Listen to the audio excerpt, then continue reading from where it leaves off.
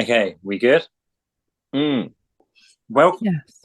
Fuck's sake, are you fucking kidding me?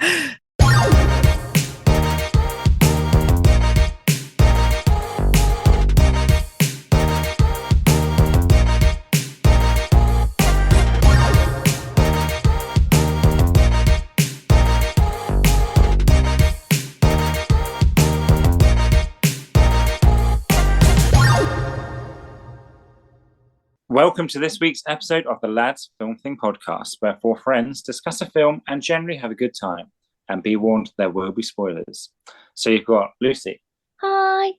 Abby. Hi. Dan. Hoi. And me, Sam. So this week was Lucy's choice. Luce? It is, it's my choice, and I needed something fun. I wanted something really enjoyable, so I've gone for Hot Fuzz, the 2007 movie, number 2 in the Cornetto Trilogy, which we all love. Directed by Edgar Wright, and starring Simon Pegg. And who's the guy that plays Ed? Nick Frost. Apologies, everyone, if this week's episode sounds a little bit weird. We're all recording this over Zoom because we're all in our different homes, and I'm away on business in Amsterdam. So That sounds weird. Dan is a lad of the night. Like and No. subscribe if you're also a lad of the night. I just love that Amsterdam film so much.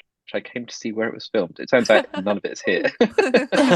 So the movie begins with, well, it's a voiceover by Martin Freeman, isn't it? About Nicholas Angel, who's played by Simon Pegg. He's a police officer in London. And it just goes on about his life and how good of a policeman he is. But as soon as I heard Martin Freeman's voice, I was like, yes, this is going to have Martin Freeman in it, even though he's only in it for such a small amount of time. Already, I was like, yes, this is going to be a good movie. Okay, so Nicholas Angel is a police officer for the Met Police in London, and he's super good at his job, and he's super on top of all the crime, and is basically making all the other officers look bad. And he is then redeployed into a different Precinct. Borough. But I loved that bit at the beginning where he was having that interview and he's like saying to Martin Freeman, can I speak to your superior? Oh yeah, they go through right. Yeah. But every next person is just, who is it next? It's Steve Coogan. Steve Coogan, Yeah. and then Bill Nye after that. Yeah. Like, just Yeah. amazing. It sets the film up so well because Yeah. so the little bit of facts that I was trying to find out was how many actors are in both Harry Potter and Hot Fuzz. Oh, were you? Because I was thinking halfway through, there's so many Harry Potter. Yeah, you're actors. like, there's Slughorn, there's I can think of no one else that's in it now. Filch is in it as well. Yeah. Filch, yes. Yeah. And apparently nobody has worked this out and put it on the internet. So that would be something that we'd really want to know. Oh, we should do it. But not do is something that we would really like someone else to do. Yeah, but we Wow. suggested Tell that we us. will need the credit for that. Oh, for Yeah. sure, yeah. But we will Yeah, not be but- contributing. The answer is going to be like 4. It's not going to be Great. hard, is it? Let us know if it's Wormtail's- 4. Wormtail's son. Yeah, Rafe Spall is in this. What, his son in real life? Yeah. I don't know if we can That count is- him then, can No, Wow. we? definitely not. I mean, there's a slight... Simon Pegg's in it, who's the voice in the new Hogwarts Legacy game of the headmaster. Oh yes, Oh, he of is. course, Yeah. yes. Interesting. I don't think we can count that either. Yeah, that's a very, very loose connection to the Harry Potter movies. Again. Yeah. Sorry, Dan. For the second time now, you are incorrect. Is Dan frozen? Or is he just really shocked at this? Just waiting for a I think I'm chance to speak. Zing. Oh, Bill Nye. He's the Prime Minister, Oh, isn't he? yes, he The Minister is. of Yeah. Magic. Yeah. What's his name? Scrimger? Oh, yeah, and he does that really Yeah. weird accent. Scrimger. Yeah, he does that really weird voice. Mr. Potter. Why does he do that? That's really doesn't need to do that. But No. yeah. Similarly to Harry Potter, numbers aside, is still an amazing showcase of British acting. and So actors. many people. Although, can I just say, I was going to bring this up later, but I'll say it now. it's a good showcase of British men. However, Olivia Colman is the only, well, maybe not the only, but a very amazing British actor. Was literally terrible in this, I thought. I don't know what you guys thought. She was funny. I mean, she obviously herself was made, but it's like they didn't realize how great she was, so cast her in this like crappy role where she was like making rubbish jokes and just like acting like an idiot entirely. And I wanted to think like, no, you've wasted opportunity here. She's the best. But this was 2007. This was like pre like her rise, wasn't it? Yeah, I did think that. Yeah, she goes on to do much, much better things. Yeah, I felt the same. I felt like if you're not going to have that many women, don't make like the one woman you've got shit. Especially when it's her, because she is. Yeah, amazing. exactly. You said they literally had Kate Blanchett like in it for a minute. For a minute, yeah. But still, Olivia Colman is like one of the main characters. She's part of like the team. And When is Kate Blanchett in it? She was Janine, the ex-girlfriend. Oh, Right, yeah. in the front end. And she's like entirely covered up and stuff. Yeah. Which, Oh, can I just right, say, yeah. that bit was so funny. It just, I love when a film sets out immediately what it's going to be. And it was just like, we're going to be funny the whole time, stupid and funny, and you're going to love it. I just thought that was really good. Yeah, no, I love that bit. When she's like, why would I ever go out with Paul? And it's like the guy in like the hazmat suit, and she's like, oh, it's Steve, and he's exactly the same. Yeah. Yeah, that's fun. Well, I was just going to mention that bit where Olivia Colman comes in, she's holding the birthday cake, wearing those fake breasts. Oh, yeah. Yeah. Why? That was weird. Yeah. I did say to you, Ab, didn't I? Why the hell is she wearing that? It's so weird. Again, though, in a film with like, what, 15 amazing English male actors, having a handful of women compared to everybody else, and having one of them, like you say, be the amazingness that is Olivia Colman, but have her literally just as the sexist joke like Paul. It's just such an odd choice. Yeah, I did thought that it was irksome throughout, but still obviously love the movie. Yeah. And I mean, those jokes were really funny still. Like they just were, weren't they? But yeah, true. And I know we've spoken about the film not at all, but when he moves to his new area, I just loved it so much because it's so English, isn't it? Like, we have all, as kids, and in fact together, been to those places that are just like the back end of nowhere in England, with like just nothing there, one single shop and stuff. Yeah. And it's just the best. Yeah, and the shop is Summerfield. I love that so much. Yeah. It doesn't even exist anymore. Yeah. It's just so funny. Reminds me of Safeway. Remember Safeway? Yeah. That was like the best. That's when we were kids, and now it just doesn't Yeah. exist anymore. Yeah. I used to love a Safeway. Yeah, me Yeah. too. And a Circle K. So Oh yeah. we are aging ourselves now. I like Prime drink. Oh no. I was on Prime today though. Yeah. Did you? Yeah. For- Which for one? your child. Blueberry. Oh, Doesn't sound like a real berry. Good. It doesn't count if you're buying it for a child, though. So. I paid for it. Yeah, true.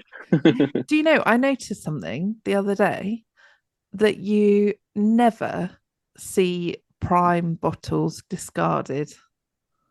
You know, like you see litter as you're just walking along, you see a Coke can, Coke bottle, never see a Prime bottle. Yeah, that's true, actually. Because all the kids, they love to keep them, presumably. Yeah, the bottle flips. Yeah. Yeah, and you paid, like me the other day, almost paid £20 for one bottle of Prime, and then had to backtrack at the till. Could I actually take that off, please? Because I didn't realise it was £20. So that's why no one's throwing them away, because they paid a fortune for them. And you know where you'd never find it, huh? Sandford. Oh yeah, Village of the Year. It's true. Back to the film. Back to the film. That was good.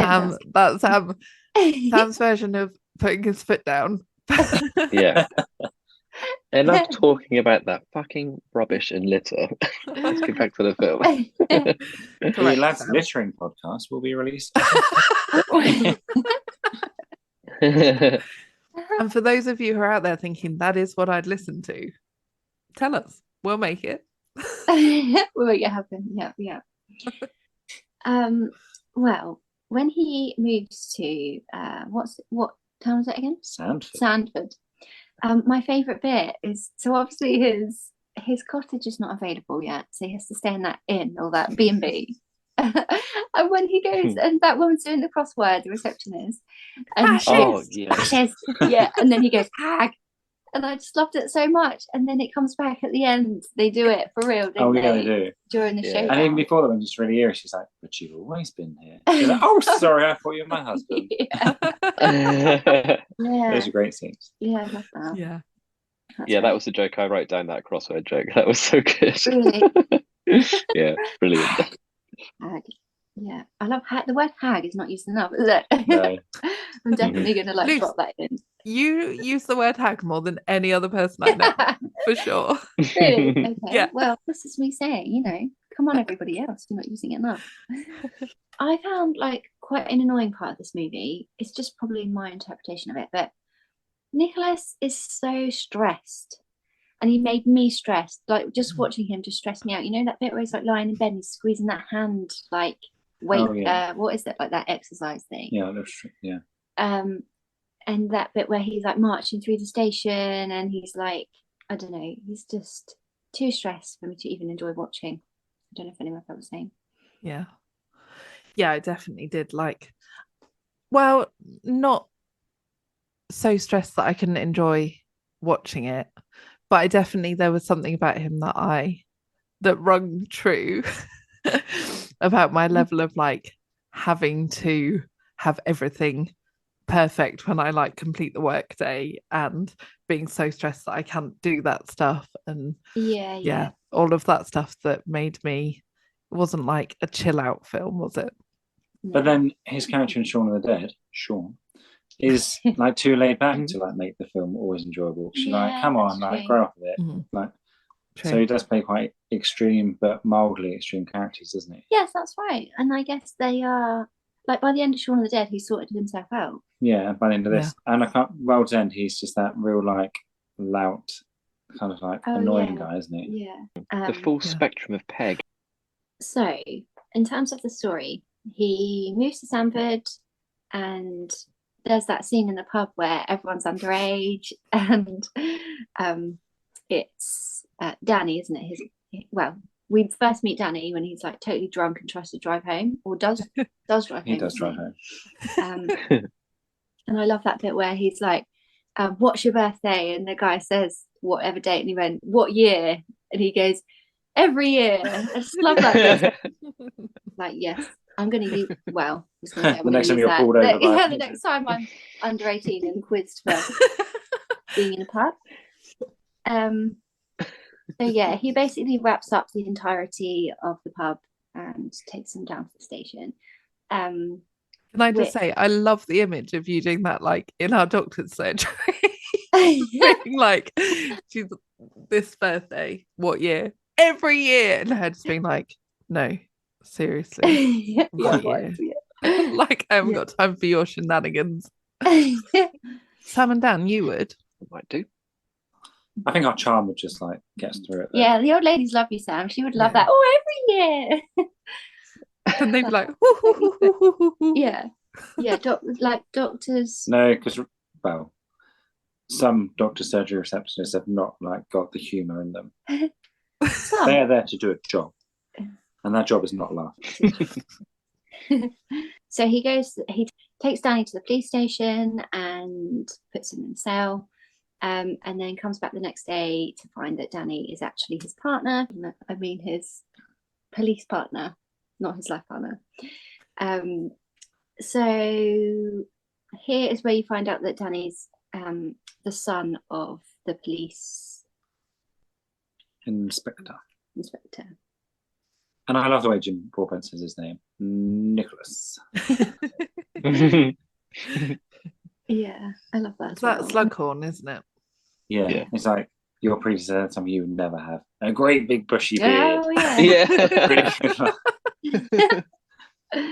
A great big bushy beard. Yeah, and you meet like the rest of the police team, and they're all pretty unlikable at this point. I don't know what else thought, but like the Andys and they're just so unlikable but funny at the same time. yeah, like... definitely.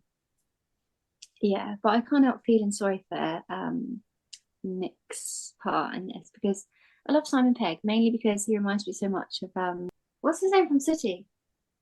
Oh, Matthew Corbett. He reminds me so much of Matthew Corbett, and I love Matthew Corbett from my childhood. He looks exactly like him, doesn't he? Don't you think? Like a young version.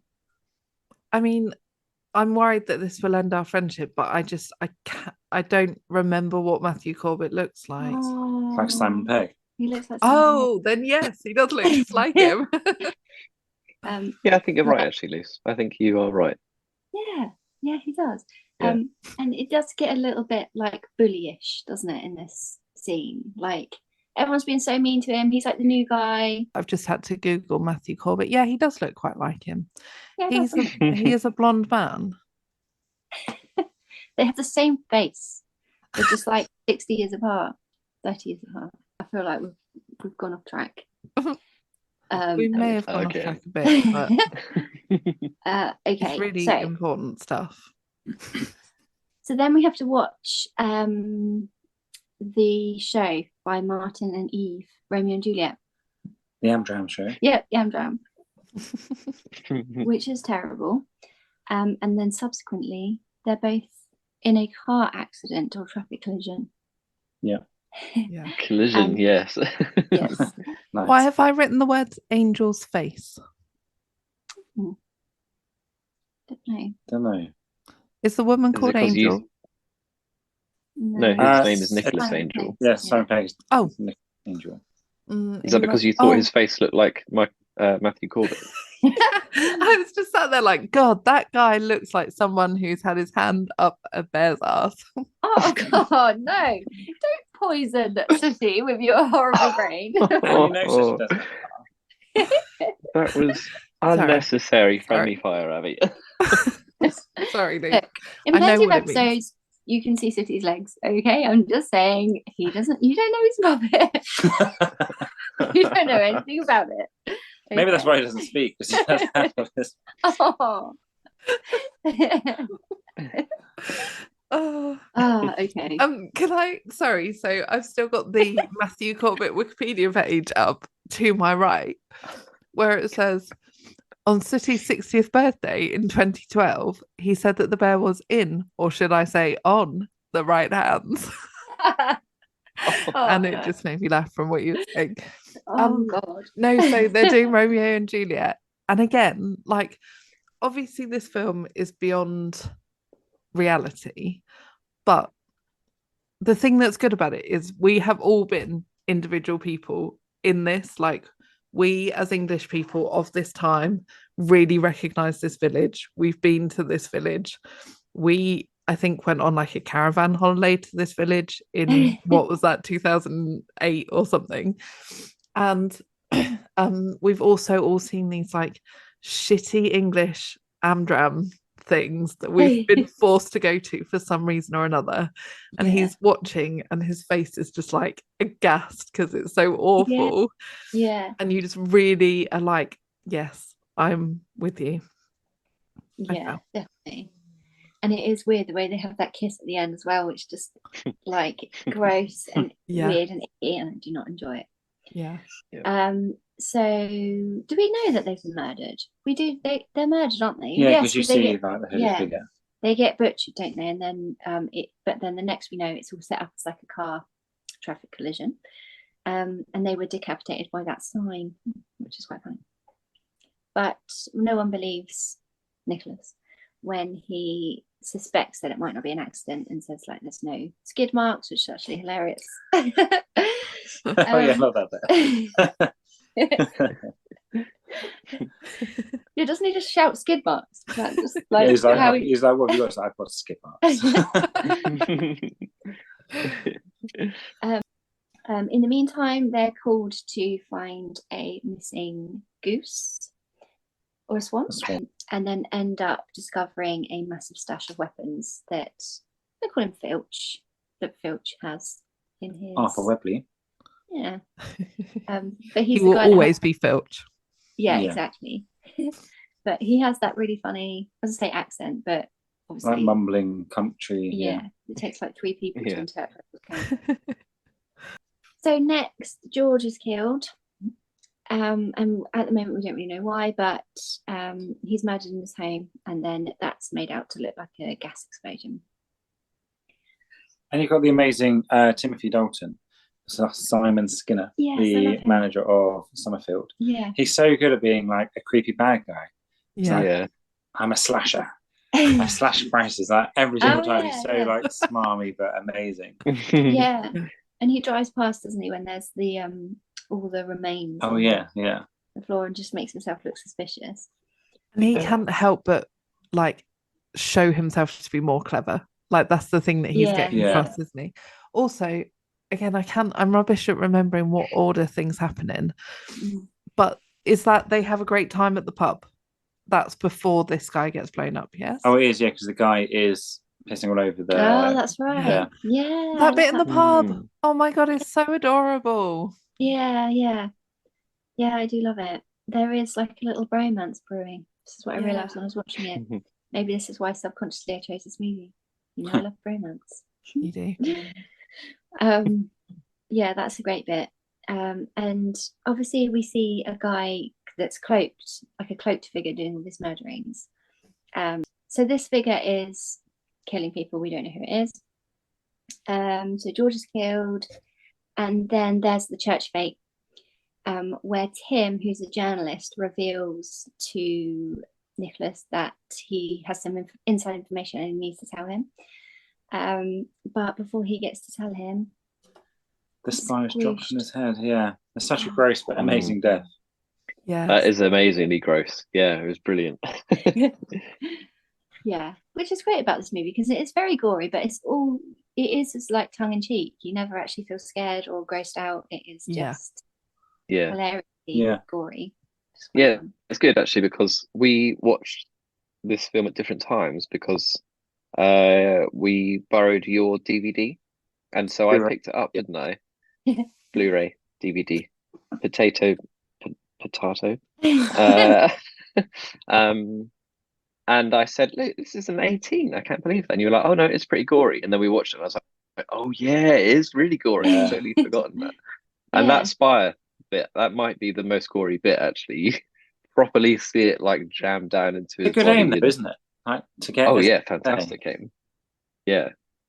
But I absolutely. had that thought as well. Like in like most other horror films, it would cut out before the moment that it hits his head. Yeah. Yeah. Where this one, you literally just see it like wedge itself into his neck. And you see the Yeah. whole village come around the corner to see like the blood gushing out. Yeah. Yeah. And he's Amazing. still stood there for a Yeah. while, isn't he? Yeah. With just like balanced in his neck hole.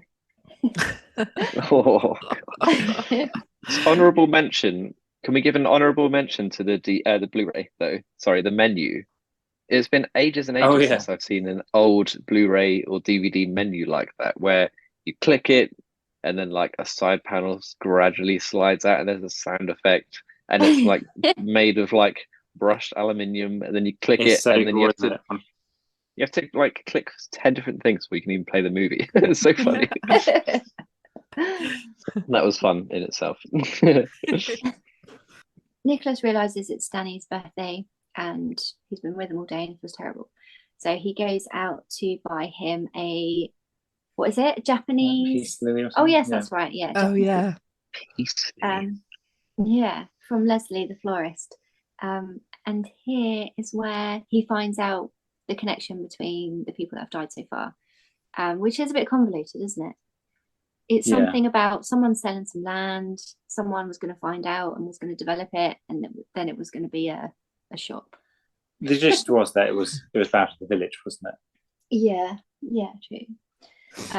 So Go on. Sorry. Sorry, I was just going to say she's another amazing actor, though, that has just been in like every BBC drama that there ever was. It's like I know her from so much, but I can tell you nothing. Yeah, I don't know her name. Sorry. Yeah. So she gets while Nicholas is going up to the car, she gets stabbed with her garden shears by this cloaked figure. And then there's that bit where he chases Nicholas chases him through like the greenhouses and across the field, and you think he's going to get him, but he doesn't. And he's just really far away in the field, isn't he? Yeah. So he suspects that it is Simon from Summerfield, and takes the rest of the police officers to go and confront him and arrest him. And then that's that bit where he's like, and you have this cut on your leg, and then there's just nothing there. And that bit's so frustrating because you feel like it is him, and then it's like, oh, okay, actually, he's got his alibi, he's not been injured. And he's got his fingers in his leg to keep his socks up. Yeah. Those weird sock suspender things. Is that a real thing? Like, socks are pretty self-sufficient, aren't they? I guess maybe they weren't always. I'm pretty sure I've seen that old James Bond where he's wearing those. Really? But he's an old James Bond, isn't he? Oh yeah. Maybe it was him then, yeah. They definitely were a thing though. So weird, isn't it? Yeah. My granddad used to have them. Really? Yep. Sock suspenders. Was he a James Bond? Mm-hmm. Yeah. So from here, it sort of all comes out because Nicholas goes back to his B&B, and then Lurch is there and tries to attack him. And Lurch is one of the best characters as well. Yarp. The amount of times I say yarp like, to people in my normal life, at least once a week, I'll reply to a message with yarp. I was going to say, you say that all the time. I haven't clocked it. Yarp. Yeah. Yeah, and there's that bit on the phone where he's talking, isn't he? And he says yarp, yarp, and then it's like, is he going to get up or something? He's like, no. Everyone thinks the same thing. It's like, what is the negative? Yeah, totally gets away with it though. Yeah, that must be it. It's cool because he's the Hound from Game of Thrones, isn't he? Is he? Yeah. Is he actually? Hound of Rory McCann. Yeah. No way. Yeah. He is. Oh my god, we watched the Red Wedding episode the other night before I came away. Really? Holy moly, that was nuts. Mm-hmm. Yeah. Is this your first time of Ab watching it with you? Like, yeah, I wasn't allowed to. I haven't seen it before. Yeah, it's a crazy episode, isn't it? Yeah, bonkers. I just said to Ab, like, oh, I'm getting tired now. I've got to go to Holland tomorrow. Let's go to bed. She was like, wait 15 minutes. You got another like 15, 20 minutes and you have to watch the end of this episode. Isn't Filch the guy? Yep. Yeah. He's the king of Walder. Lily Frey? Stamp. Frey. Yeah, I want to say the yeah. word Frey. Yeah. Small world. It is. British acting. Small world. And because the wife is Charlie Chaplin's granddaughter, isn't she? The wife of who? Rob Stark's wife in it. The one who gets killed at the Red Wedding. Charlie Chaplin's granddaughter. Una Chaplin, yeah. Wow. Also Una, great name. That's the name of the Puffin from Puffin Rock. Oh. I don't know who that is. I thought I could see a hint of a mustache there. Yeah. So occasionally. I thought it might have been Hitler's granddaughter. That is a highly dominant gene. Anyway, sorry, tangent, massive tangent. So after being attacked, then Angel knows that something's going down, because I think on the phone the Skinner's like, meet us at the wherever they go. Secret hideout. Yeah. So Angel goes instead and comes across the meeting where it's basically everyone from the village, isn't it? Every like character you've come across so far. Watch, isn't it? Yeah, but it is like the couple in the pub, and like it's anyone you've seen along the way. Yeah. Then it's the NWA. The NWA, yeah. I love the fact they're meeting like this in the spot. They're like, "Oh, she had a baby." Yeah. Yeah, So fun. Still gossiping. This is Yeah. the bit where I'd written down it wasn't even a joke. It was just something that I'd noticed, and I thought, oh, that's so weird. But someone says, oh, blah blah blah, we're gonna make Sanford great again, and I was like, Donald Trump literally lifted that his own Oh, yeah. "Make Oh my America Great" God. from this film Yeah. 10 years later. But it's Oh, so yeah. weird hearing that phrase, and now that's obviously taken on a whole new life, like in the 2020s than it had back then. It's so weird. Anyway, Yeah. just one of my observations. So here you find out that Danny's mum was driven to suicide because travellers arrived. Oh, Which just makes me think of Snatch. Do you Yeah. like that? Yeah. Right, do you like dogs? So after his wife is driven to suicide, then they would do anything to protect Village of the Year status and keep the peace and not tolerate any sort of crime. This is the bit where you realise Danny's in it as well, but he doesn't actually know what's going on, and there's that bit, isn't he, where it was like, I didn't know what's happening. And for like a couple of minutes, you don't know that he doesn't know. Yeah, If that makes sense. You only think that he's in it. And I was like, no, because I really didn't remember. I was like, no, I didn't want him to be. They're supposed to be best Yeah. friends, the bit in the pub. Yeah, And then yeah, it's definitely. Yeah. And Angel runs through all the catacombs and sees everyone that he arrested the first time Yeah. round. There's that kid that about the year of when he was born. Oh, yeah, the little Harry Potter child. Yeah, all those young guys that was just like underage drinking. Yeah. That mime is in there, that Oh, like yeah. golden statue guy. Oh yeah, the living statue. Yeah. Yeah, and his predecessor, wasn't it? The guy with the big bushy beard. Did you see? He's like Yeah. there, and then it plays over the top, the voice going, "Your Yeah. big bushy beard." So, as well as the people we've seen being murdered, they've clearly murdered like tons of other people. So the rest of the movie is essentially Nicholas Angel being amazing, buying some shades, getting a horse from somewhere, Yes.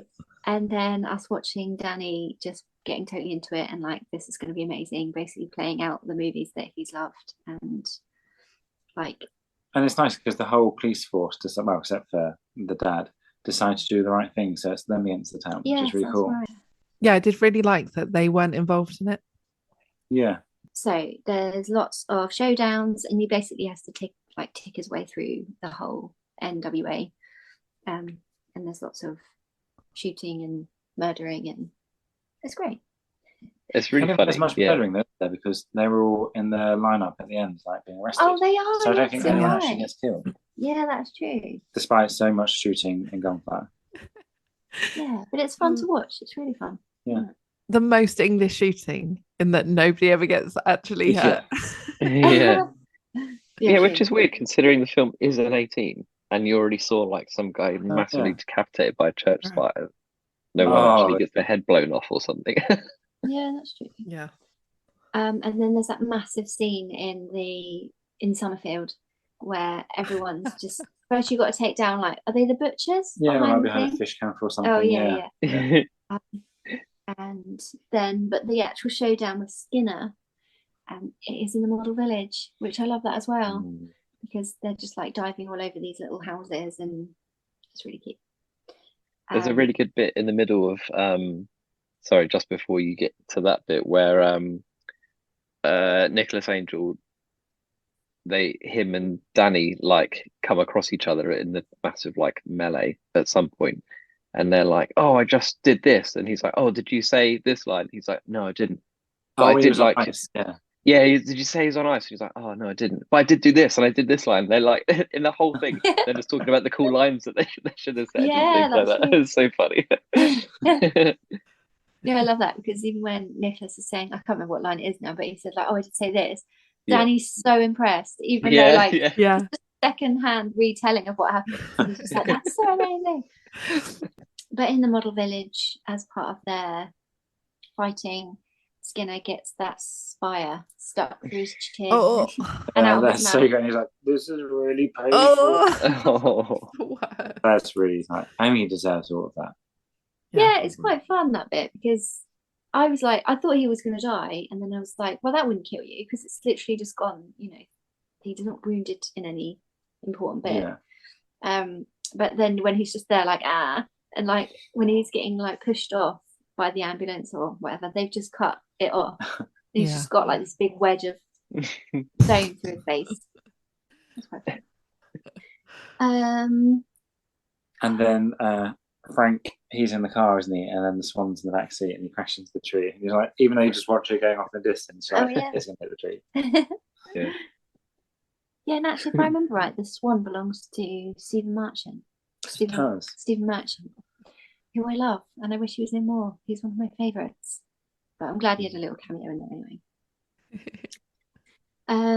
And then so Nicholas is feeling happy, everyone's friends again. There's like a nice little bit of friendly banter in the station, and everyone's happy. And then his former superiors arrive and ask him to come back to London. The crime rate has dropped, the crime rate has risen, and they're basically not able to keep on top of it, and they want him back. But he's not going. He wants to stay, and there his journey is complete into country bumpkin. But then the police station explodes, doesn't it? Oh yeah.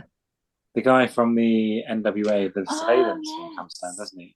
And Danny gets in the way, and then they activate the mine. That's right. Yeah. Which, after all that happens, like, it's a really like big dramatic thing to happen after all the events of the film. Yeah, definitely. Yeah. And then they live happily ever after, they presumably.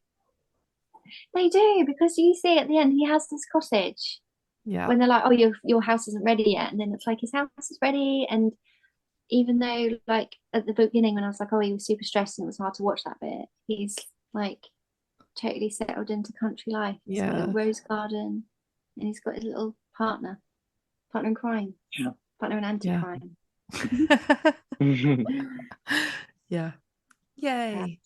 Yeah. And there's that moment where you think that Danny's dead because he goes to the grave and it says, is it Butterman on the grave? And you think, oh, that was. Oh yeah. But it's actually Danny's mom. And it's actually his mom. And he's just there to be with Danny and be adorable. Yeah. Yeah. Oh, yay. Great movie. Yeah. Excellent film. And they get a cornetto. Oh, they do? Yes. Yeah. What's this? This is like the vanilla chocolate cornetto, isn't it? The blue one? Is it? They're different colours in each film, aren't they? Oh, yeah. Yeah, Dan was explaining this to me, but I can't remember. Yeah, because the Shaun of the Dead one is like strawberry red and white because of all the blood. Yeah. And then this one is like because of the blue, like the thin blue line, the police force. This is the like you said, Sam. What's your name? Stan, the blue, the vanilla chocolate one. And then I also thought maybe is it like a hazelnut one? I don't know. I don't remember my cornettos that well. Yeah. I'm sure it's got like some sprinkled nuts on top. Yeah. That's the sound Sprinkle of nuts. Excellent. Yeah. And then the World's End, I guess, is the green one. I I think think. it is, yeah, the mint. Yeah.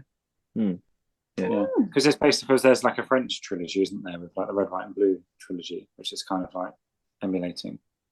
Oh, is that right? Oh, I didn't know that. And there's an old, very old trilogy like that did that. Yeah, because this is like there was that film Paul with the alien. There were like, oh yes. Oh yeah. Well, that was the third one in the Cornetto trilogy, but that was just another like standalone film. And then it was Wild End, which was the final one. And then everyone was like, Paul was much better, we should have been the last one. That was very good. That was a really good film. I did love it. Yeah. Again, I can't remember anything about it, but I just remember enjoying it. Yeah. It was an alien. Is it Seth Rogen? I don't remember. Yeah, it was, yeah. Adorable. Okay. Sure. So now it is time to give our scores for Hot Fuzz. As usual, 3 categories: enjoyability, shareability, and masterpieceability. Total of 5 points for each lad, and so it's out of 60. So let's start with enjoyability. Luce. 4.5.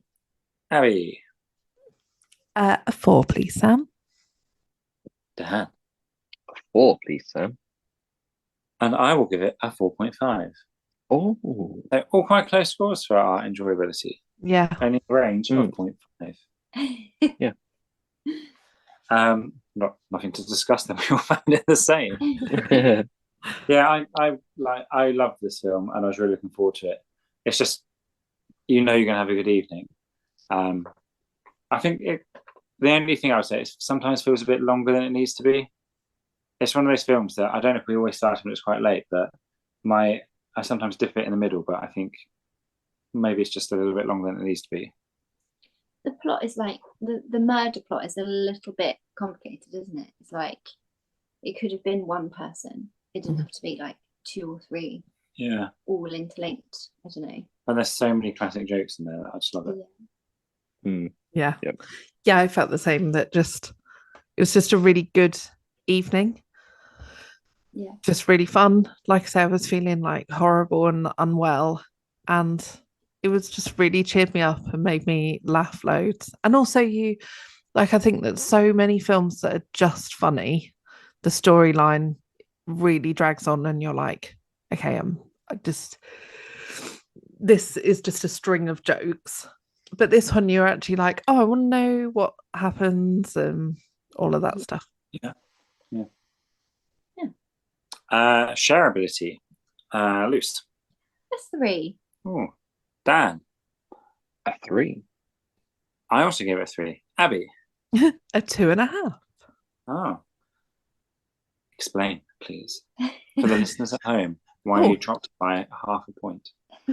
I just felt like it's an old film that most people will have seen that actually would enjoy it. And some of the other films, like, I have reminded people that they should watch, but I kind of feel like, I don't know whether this is true, but this feels very of our time and age group. Yeah. And like there's Early a bunch 20s, of like exactly. Exactly. So maybe just isn't for everyone, but that kind of makes it good. Like that's kind of why I enjoyed it a lot more. I think if it had been a lot more palatable for everybody, my enjoyment would have gone down to like a 3 and my shareability would have gone up. So it's hard with the shareability for the older films because, like I said, most of the time we do think people probably have watched it if they want to watch it. So sometimes you kind of think it's how much you discuss it with people like years later as well as share true. it. And also like it's stuff like this is a very mainstream movie that everyone knows about. Whereas like if no one had ever heard of it, you would be like, oh my God, you should watch this film. Like you won't know it, but you should definitely go and watch it. Whereas you wouldn't go and go, oh, you must watch Hot Fuzz because they're like, yeah, I did. I watched it 20 years ago. And then the last score is for masterpiece ability. Dan. I gave it a 3. Abby. 3. Lucy. A 3. Well, I'm more generous and I gave it a 4.5. Ooh. Well then, Sam, explain yourself. I really like this. I think I just, like you said, I love the setting. Like I know it, even though like I haven't been there. I think it's 16 years old, this film now. And it felt like it could have come out this year still. Like nothing except for the Summerfield being the shop. I wouldn't say anything really aged it. And there's so many jokes that have actually aged. Like, I suppose the sexist jokes are a bit, the innuendos are probably dated a bit, but still could come up in a recent film. And we reference some of these jokes, like a hag joke, like all the time. So and I say yarp to people all the time. Like a lot of this for a 16-year-old film comes up a lot in life. So I rate it high. Who's justifying the 3? I actually wonder if I ranked this a bit harshly because the more I think about it, the more it's got real like Wicker Man vibes, hasn't it? And that is a film that I absolutely love, like the original, not the shitty Nicolas Cage version, but the first one. And like I read something, but after I'd kind of decided on my score, that said that it kind of wasn't a parody. It was a parody, but it didn't like spoof the films that it was looking at, because it wasn't looking down at them, it was looking up at them. So it wasn't like sneery. And I thought that really is true, isn't it? Like an it's homage. just, yes, that's a really good word, Sam. I felt good saying it, to be fair. Yeah. Pomplamoose to you as well. Fancy ass bitch. Is that allowed to be said, Dan? Yeah. FAB for short. Yeah, just that it probably is better than I thought that it was. I kind of just saw it as like being a funny comedy film, and therefore not like a big masterpiece, but I think there's more to it than that, really. I think, yeah, I agree. I think it's really good fun, and I really enjoyed it. And I do think as a trilogy, it's amazing as well that it all feeds in together and stuff. I think it just doesn't leave me with anything. Like, it's not something you like think about later, or that you're not left with anything other than like, that was great. But I feel like I like movies that make you think about stuff and question things and come back to later. So that's why enjoyability is very high, masterpieceability higher than average. But yeah. How do you think this compares to Anchorman, which we reviewed recently? Like, it's the same kind of film, like, well, it's a comedy, so it's a lot of good one-liners that are quotable, but I found this one a bit more sincere, I guess. Yeah, It's I think nicer so. watch.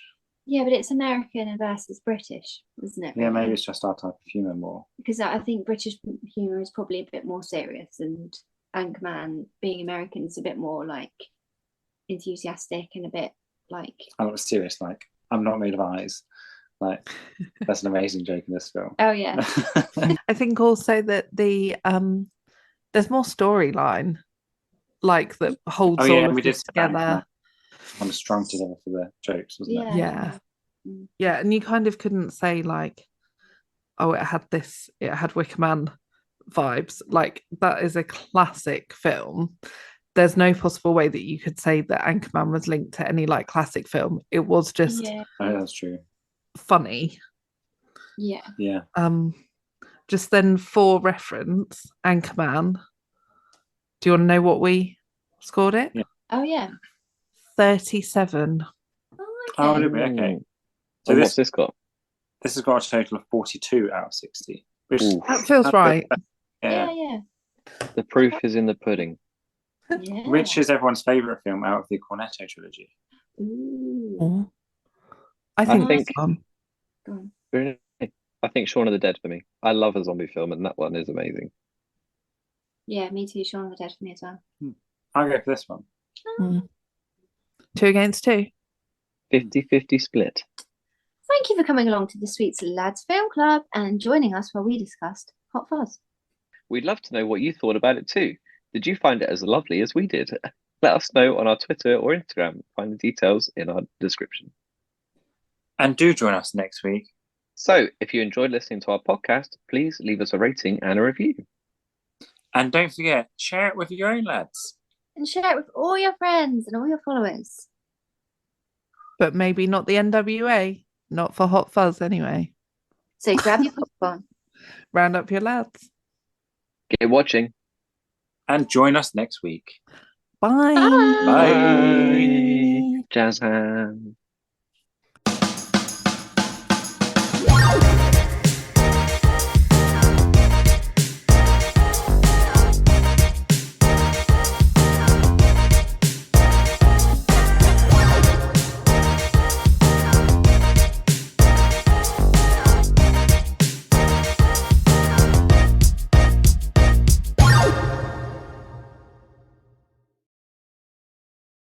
Very much better. You say just burped? Maybe. I just belched. The lads ASMR thing, belching for 1 hour.